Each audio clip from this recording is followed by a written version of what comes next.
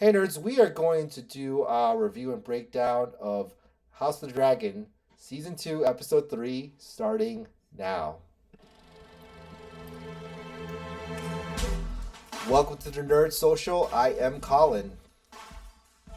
And I am Paula. Okay, so now we are really getting into a lot of provocative stuff in this episode. So, the episode's title is The Burning Mill, and its spoiler-free logline is As Ancient Grudges Resurfaces, Rhaenys suggested restraint, while Damon arrives at Heron Hall to raise an army for the Blacks.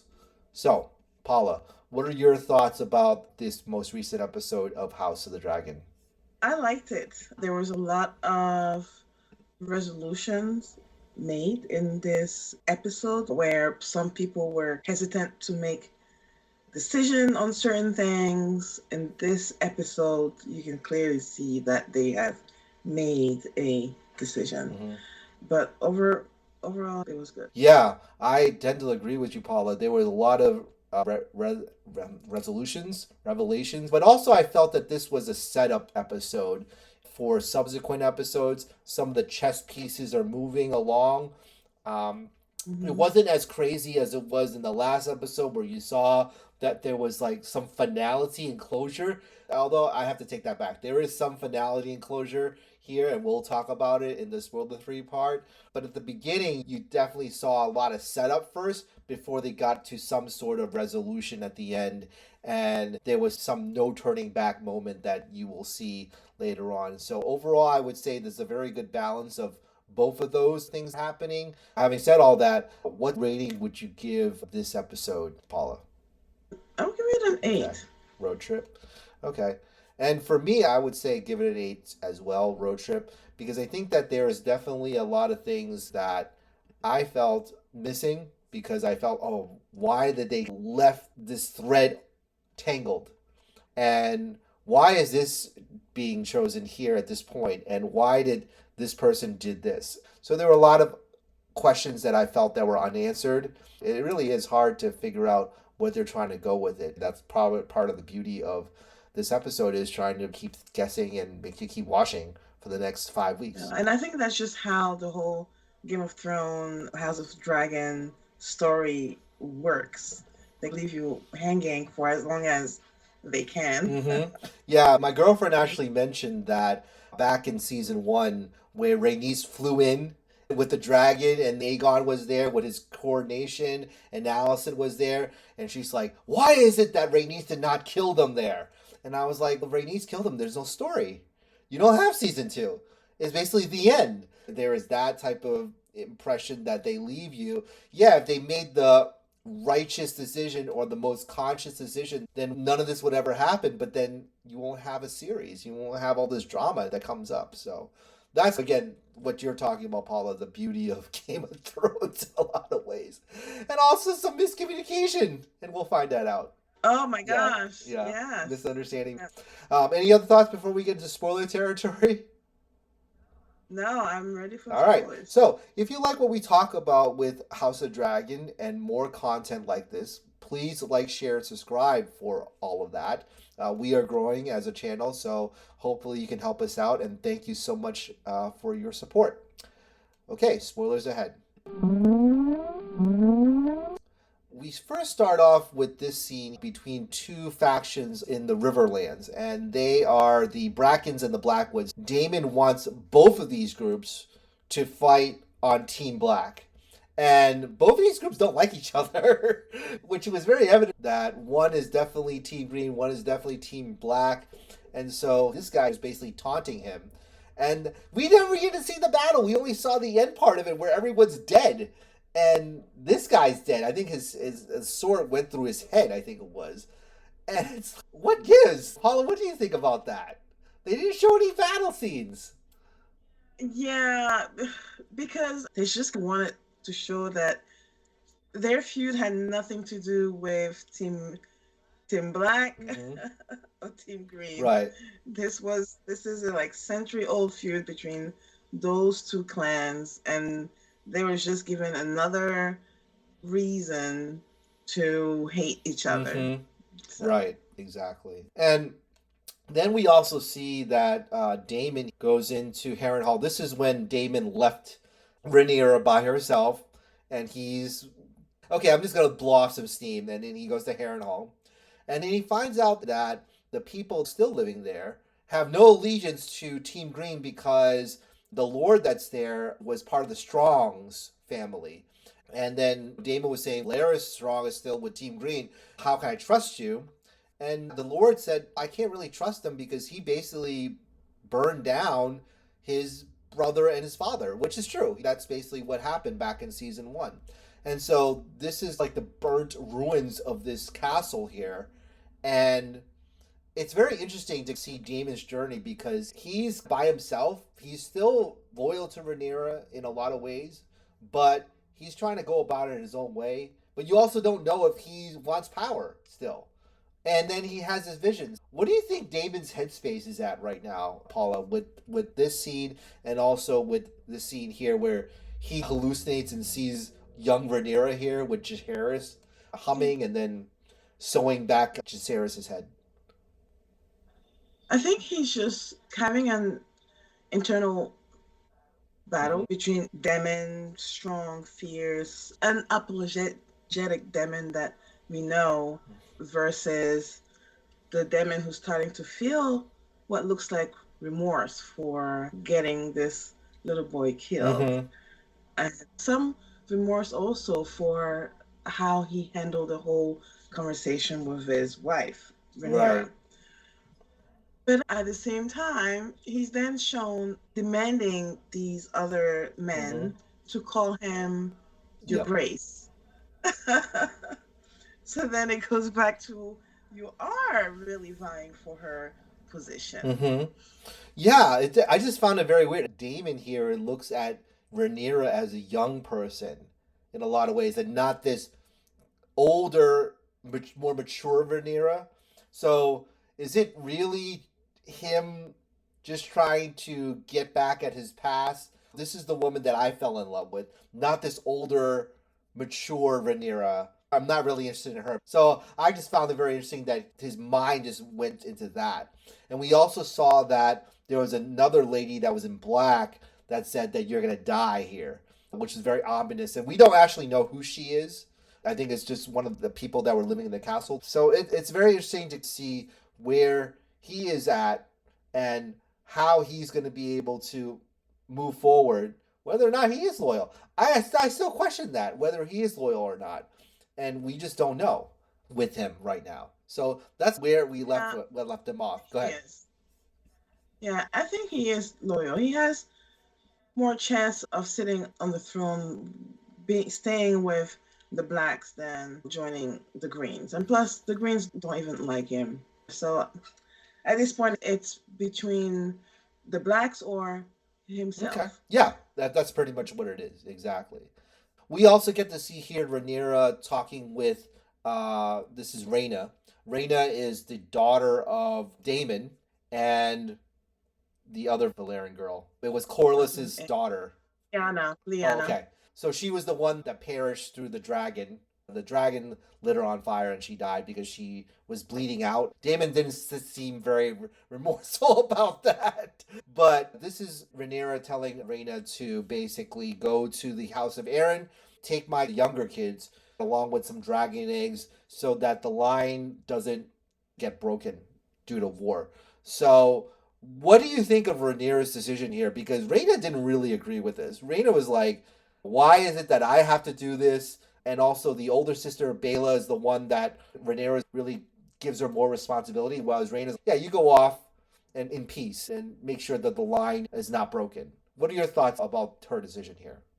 I think it's fine. She hasn't bonded with a dragon, so she can't really Mm-hmm. fight in war. So this is really a way to make her helpful and her way to Mm-hmm. contribute. Yeah.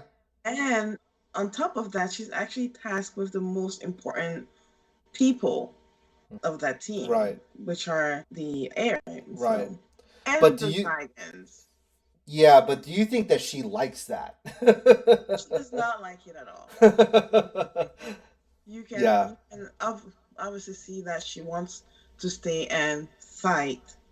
But she can't. Let's just be realistic here. She can't. Mm-hmm. Exactly. And we also see Laris here.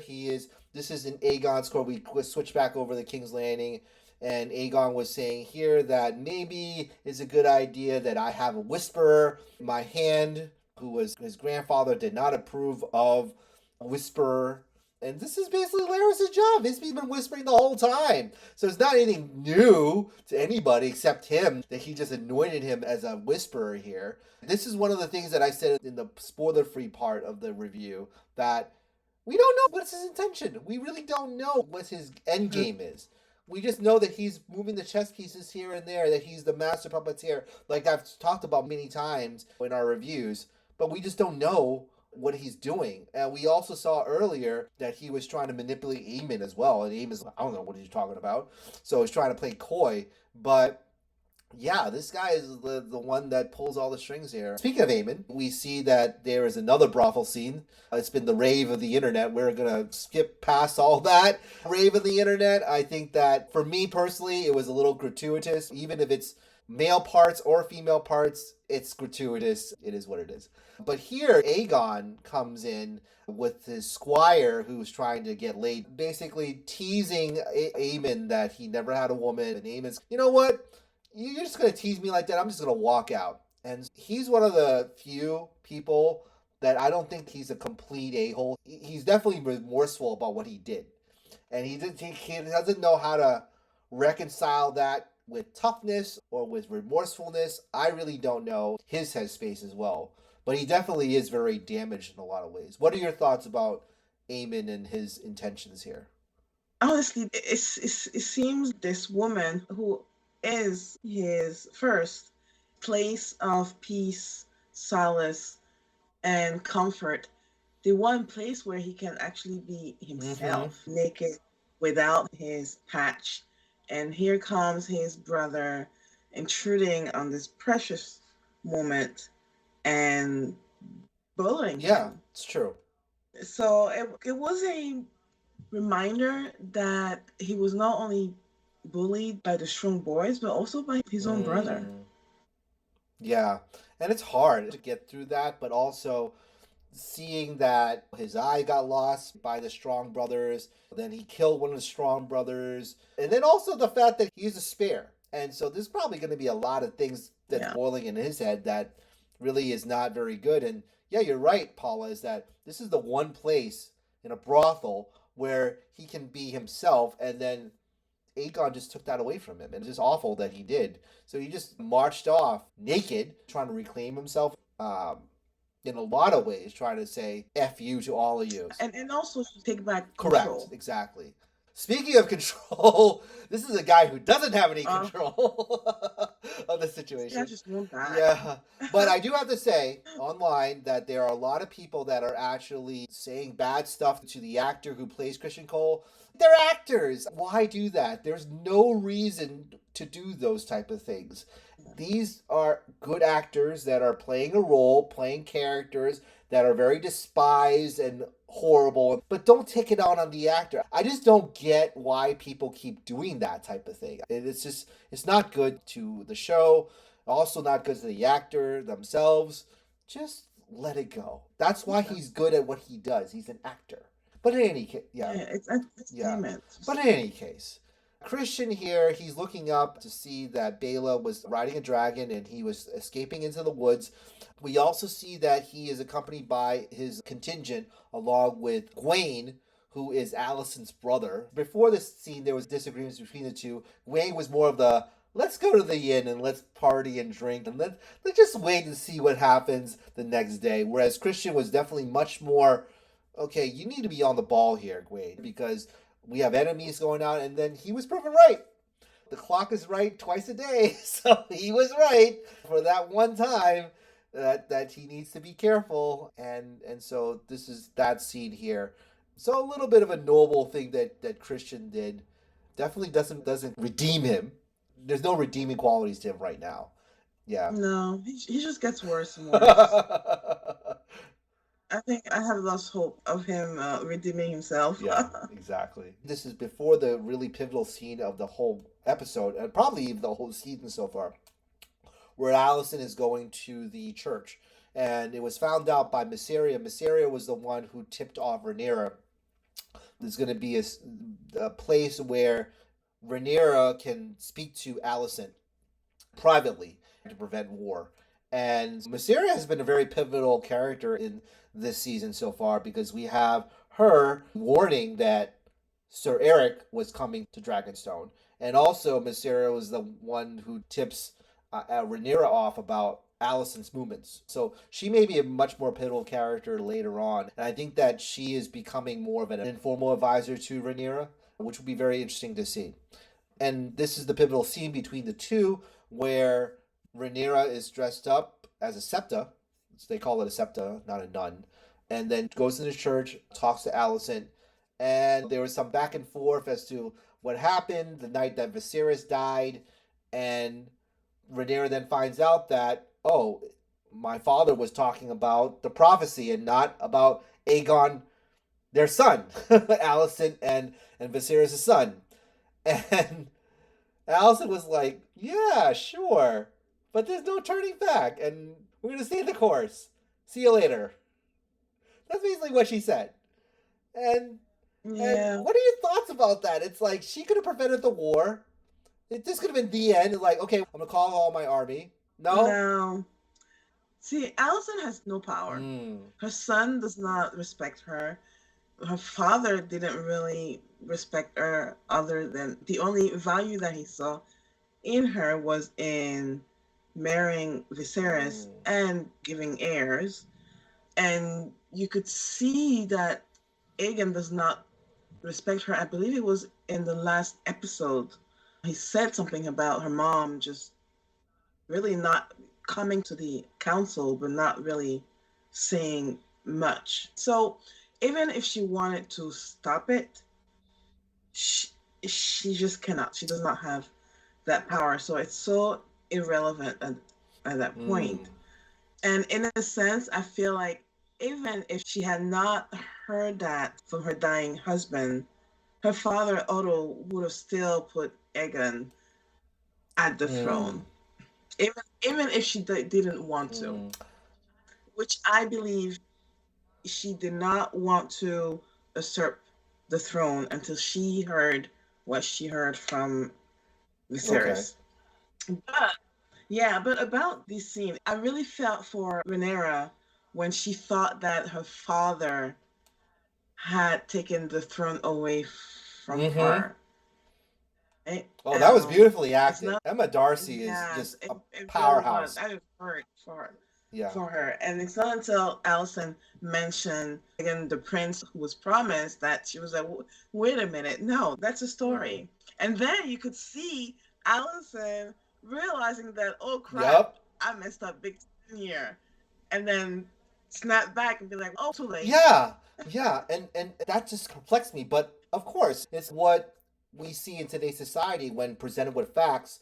People are going to stay stubborn. They're not going to change because facts are presented, real data is presented. Then they're like, oh, I'm sorry, I'm wrong, I could adjust. No, people are going to stay stubborn. And this is exactly what it is, that she's staying stubborn and staying her ways. Like, there's nothing you can do about it. I do have a question about Allison, though. Do you think that Aegon would have had a very different reaction, or might have been swayed a different way on the council if Allison gave him a lot more remorse, a lot more affection during the scene in which he was really grieving, bawling his eyes out?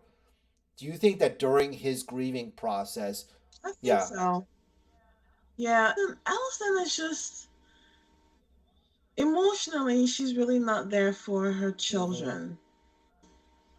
So yeah, the kids are definitely affected by it. And we know that Aegon from season 1 was a screw up. And so that has a lot to do with probably his father's neglect, but also his mother's lack of affection as well. But maybe during that scene, it could have shifted if she was like much more in tune with, oh man, yeah, my grandson is dead.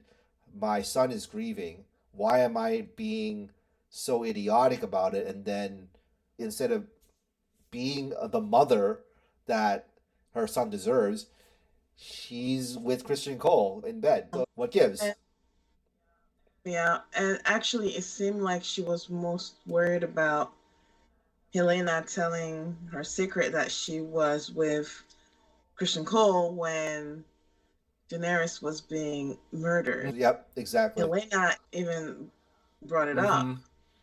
And also, there was one other So, pivotal scene where Helena was saying, I forgive you.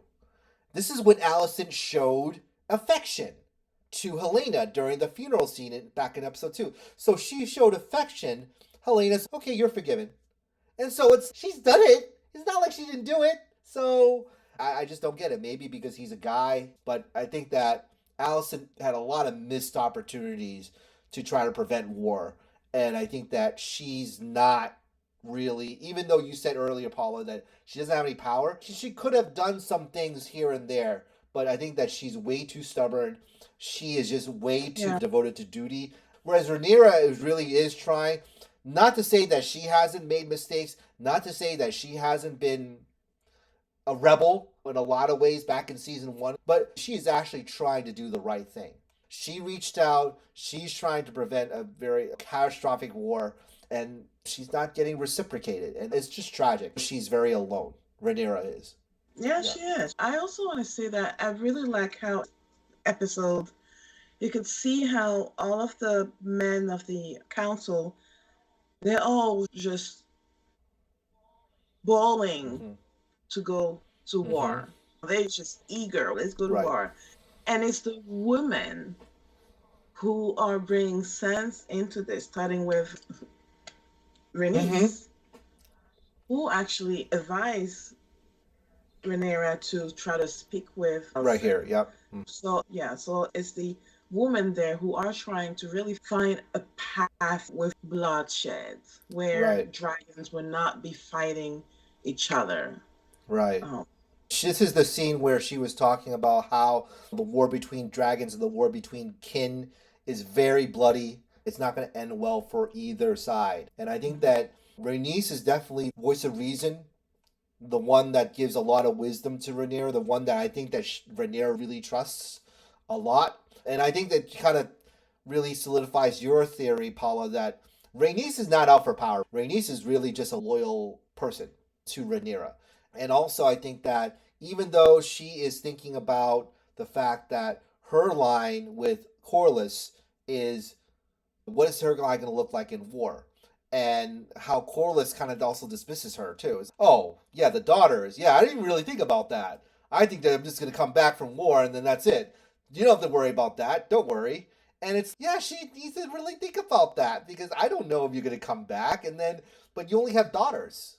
So it's, yeah, I was shocked. I was shocked by that, seeing that his wife went through that.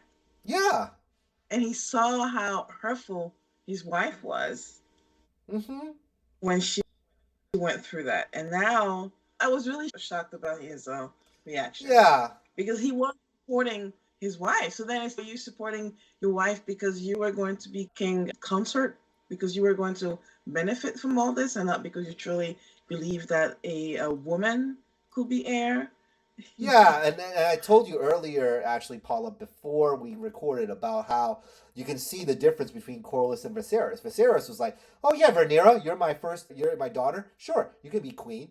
But then Corlys, he has multiple daughters, and not one that he was like, "No, I don't see any of them pass down my blood, the Valyrian blood, to any of them."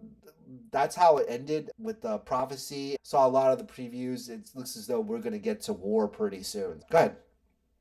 Let me just say something. They're not his daughter. They're his granddaughters. Granddaughters, yes. Yeah. Okay. Okay. Yeah. And of course, they don't want one of the strong to be successor because they're... Yeah, exactly. Any other final thoughts before we wrap up this episode? Oh, no, this is it. I'm excited to see how Rhaenyra is going to go to war and trying to minimize the damages, protect the dragon, because it seems like she's going to be the only one who is at least going to try to have the least amount of damage in this war. Right. Since Otto is no longer part of Aegon's council, he was the only one on that side who was really trying to also keep damages at a minimum. Mm-hmm. But now with only Sir Cole and Aegon leading everything, I just feel like they're just not gonna care. They're just out for blood. Okay. All right, so that's our thoughts about House of Dragon, Season 2, Episode 3. Well, I want to hear your thoughts about the episode and about House of Dragon overall. Please comment down below. Like, share, subscribe for more content like this. And we will see you in the next video. All right, take care, everybody.